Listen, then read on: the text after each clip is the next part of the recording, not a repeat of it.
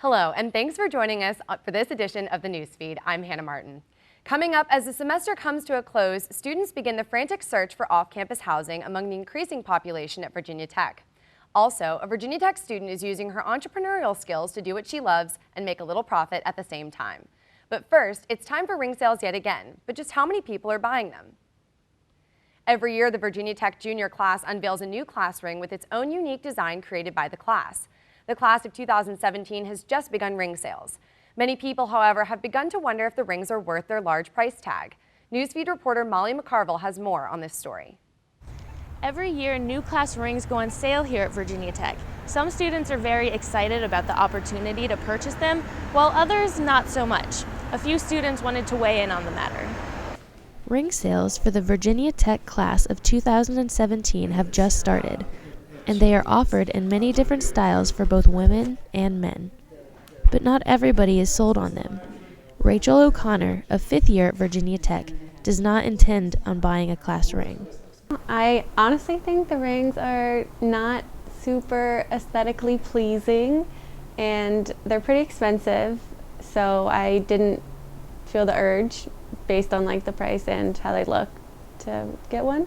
Though not every student buys a class ring, many find it to be an important experience while in college. Sam Ross, a Virginia Tech senior, explains why he purchased his ring. So I thought it was pretty important to buy a class ring for me because I really like the tradition here at Virginia Tech, and I really thought it'd be fun to be able to always have that with me at all times, no matter where I go in life or how old I get. It's always on my finger with me. According to a Balfour ring representative, ring sales are just as or more important than ever, and ring sales have been rising every year. Reporting for the Newsfeed, I'm Molly McCarville. Over the summer, Virginia Tech's university libraries received a grant to bring programming to campus designed to enhance awareness of Latino American culture and history. Latino Americans, 500 Years of History, the official name of the grant, will bring a host of artists and intellectuals to campus during the 2015 and 2016 semesters. Virginia Tech was only one of 2 universities in the state to receive the grant, along with the University of Richmond. Monina Hall, the community engagement librarian in Newman, is excited about the grant and the opportunities it brings to the school. What we're hoping to do, and what we feel like we're doing fairly well so far, is bringing together people from around campus who do research on Latino studies, whether they be immigration, migration, education, any of that. Bringing together scholars of Latino studies that normally might not work together or even know that they exist, and giving them space to work together, so giving them space to collaborate, which is super exciting. The $3,000 grant, which will run until July 1st, has been made possible by the American Library Association and the National Endowment for the Humanities. For more information about the grant, visit their website at apply.apa.org/Latino Americans. In a college town like Blacksburg, there are many off-campus housing choices for students. Newsfeed reporter Kate O'Toole joins us to tell us more about the different living options. Kate? Thanks, Hannah. It's that time of the year again, and students are scrambling to find their roommates and their apartments for next year. But as the Virginia Tech student body expands, the race to find off-campus housing has been growing increasingly difficult. There are many apartment complexes for off-campus students to live. There is always a mad dash to live in certain areas. It is common for younger students to live in the apartments further from campus, such as Terrace View or Collegiate Suites. But when students turn 21, they tend to live closer to downtown Blacksburg. Senior Caroline Hurl was lucky enough to start renting in the Chase, located on Roanoke Street, her sophomore year of college. We went and signed on the list in October of our freshman year, so the fact that we actually had to know who we were living with and everything, and even then it wasn't really guaranteed. We ended up getting the call in January, and we were the 25th final spot on the list. So there were obviously no other underclassmen here or anything. Some apartment complexes offer pass-downs, where you can hand off your lease to a friend who wants to live in your apartment, but the window to do so is closing fast. Terrace View employee Melinda Grady said that spots are starting to fill up because of the influx of freshmen and the overcrowding at Virginia Tech. Next year, it's going to be, there's so many people that come in last minute that it's very important that you just go ahead and get it over with so you can, go ahead and ensure your spot for next year. There have been new apartment complexes developing in response to the influx of more students, such as the Edge and now a new complex under construction called the Retreat, which should be completed by the fall. Also, Hannah, although these newer apartments are creating more options to live, they also tend to be more expensive. Students looking for a place to live should consider all their options before signing a lease. Thanks, Kate. If you've been through downtown Blacksburg within the past few months, you've probably noticed that Cabo Fish Taco, a staple in the Blacksburg restaurant scene, is currently in the process of receiving a facelift. The primary purpose of the renovation is to expand the kitchen, which will in turn open up several new opportunities to both expand the menu and help the restaurant run more efficiently. Cabo's management is also trying to shift towards a larger focus on craft beer and intends to welcome a whole new slate of beers from local and national breweries alike after the renovation. General Manager Richard Barrar is excited for the restaurant's future. We're doing a big kitchen expansion, so it's going to streamline a ton of our processes, and we're going to rearrange the inside a little bit. So we're going to double our taps. There are going to be 20 taps on a tap. The ladies' room is going to come downstairs, so ladies won't have to be walking up and down the stairs a ton. It'll be nice, and we're super excited, so we should get it done by mid-January. The expansion is currently on track to be completed by its intended mid-January date. Just ahead on the news feed, a Virginia Tech student is using her entrepreneurial skills as well as her artistic abilities to do what she loves and provide a unique service to Blacksburg. And securing a lease is difficult enough as it is, but for students with pets, a whole new set of challenges present themselves to those stories. Those stories and more after this break.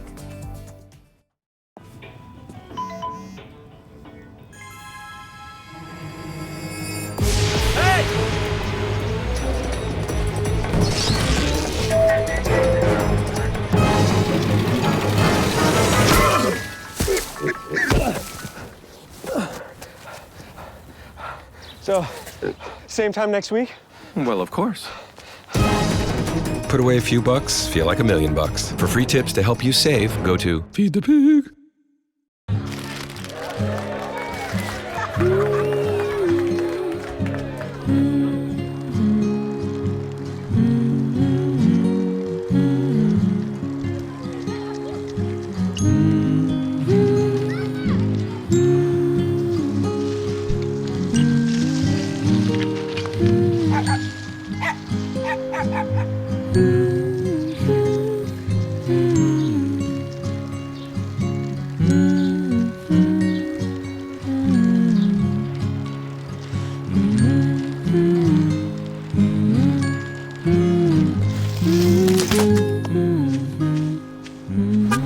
Of all the things you've done with your bike, donating it to Goodwill may be the most incredible of all.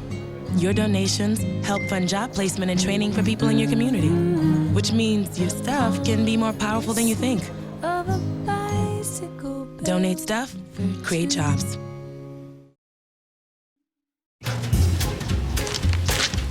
Really?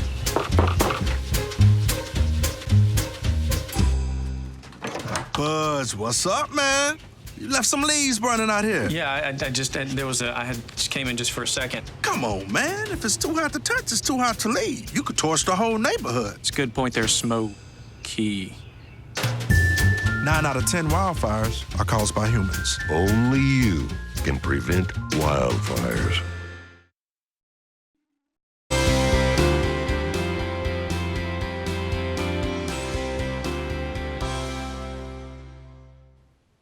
Welcome back to the news feed. The millennial generation is known for being a group of entrepreneurs. At Virginia Tech alone, there have been all sorts of business startups, from Koofers to selfie phone cases. Junior Sarah Joy Hogg has joined the club and started her own custom painting business. Newsfeed reporter Rachel Thompson has more on the story. Multimedia journalism student Sarah Joy Hogg loves to paint. After encouragement from her friends, she decided to offer her services to the public for a price. She can paint anything from laptop cases to flasks, as long as clients tell her what they want. Well, it's a new medium. Like, I've never painted these before. Like, my laptop case was the first case I did, and that was like last week. So I usually just do canvases, but I thought that this would be fun and it would be easy to sell because most people have laptop cases. So Joy Hogg has been painting since she was 5. She's currently charging up to $25 for laptop cases. Price changes according to the size of the item. Jeffrey Baswa, Joy Hogg's first client, had her paint his laptop cover. Well, I saw on her Snapchat, and she drew like a Bob Marley picture, and I found it really cool. And I also saw her on Facebook, she like put an ad out. She wanted to like make some money on the side. I'm like, oh, well, I can help her out, and I think she does a good job, so I can get my stuff painted. Because I was her first customer, it took her about a day and a half. I mean, she was a little busy doing her own thing, but she was able to get it as quickly as possible, and I'm happy with the service because it was quick and easy, and I got my cover back within a day or two. Joy Hogg is looking forward to receiving more clients for her business and hopes to be a cheaper alternative to online competitors. This is Rachel Thompson reporting for the Newsfeed. Halloween is 2 weeks away, and one library is helping to get kids ready for the occasion. Meadowbrook Public Library in Shawsville just wrapped up its third annual Costume Mania. People can bring in new or gently used costumes through the first 2 weeks of October. The library then allows kids to come in and pick out a costume to have just in time for Halloween.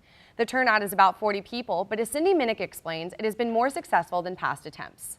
Youth Service Manager Sarah Paul had done this as a costume exchange, and she didn't see that it was as successful, so we thought about trying to just give free costumes, first come, first serve.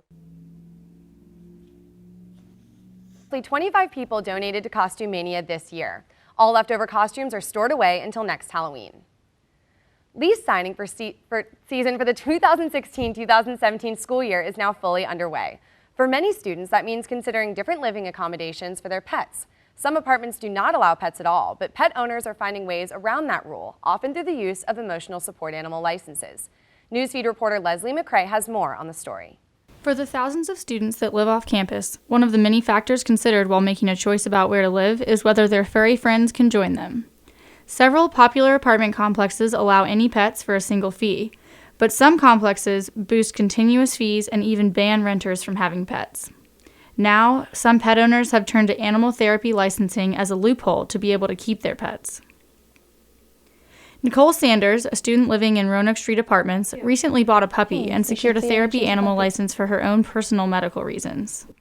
I have an opinion about when people use the emotional support animals as like just to keep their dogs and not, or pets, and they don't like have like an emotional reason for it. I think it kind of is an abuse of the system just because I have a reason for it, and I know a lot of people that do, but some people just abuse that power just because they know it exists. For Sanders, it is worth the cost to have the therapy license and live comfortably on Roanoke Street. Terrace View, however, had the most flexible pet policy for Meredith Moreno and her rabbit Beans. I think it's important that everyone can have any type of animal they like, not just a dog or a cat. And thankfully, I live in Terrace View, so I'm able to have any kind of pet I want, including a rabbit. Several local property managers declined to comment on their respective pet policies. However, the Fair Housing Act requires that all housing types allow for emotional support animals. Reporting for the Newsfeed, I'm Leslie McCrae. The process of declaring emotional support does not require any pet training, but does require a prescription for a therapy animal as well as a small fee. That will wrap up this edition of the Newsfeed. If you have a story idea for the Newsfeed, let us know. Send us an email at thenewsfeednrv@gmail.com. And as always, you can also connect with the Newsfeed on Facebook and Twitter. Thanks for watching. I'm Hannah Martin.